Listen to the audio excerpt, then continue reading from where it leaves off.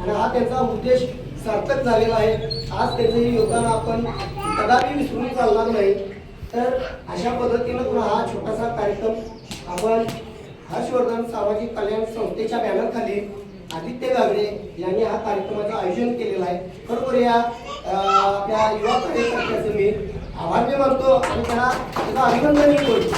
कारण तो दिव्यांग असताना सुद्धा त्याच्यामध्ये ही तळमळ आणि ही ऊर्जा खरोखर मला या भागामध्ये मिळाली, बघण्यासाठी मिळाली। त्यामुळे मी त्याचा आभार व्यक्त करतो आणि त्याचं अभिनंदन करतो। कारण आताच्या या धावत्या जगामध्ये बऱ्याच जणांना, चांगल्या लोकांना विसर पडलेला या महापुरुषांचा, महामानवांचा। देशाचं स्वातंत्र्य आपल्याला असंच मिळालेलं नाही। देशाच्या स्वातंत्र्यासाठी त्यांनी रक्ताचं पाणी करून या धरतीवर रक्त त्यांनी सांडलेलं आहे। त्यावेळेला आपल्याला हे स्वातंत्र्य मिळालेलं आहे। अशा या स्वातंत्र्य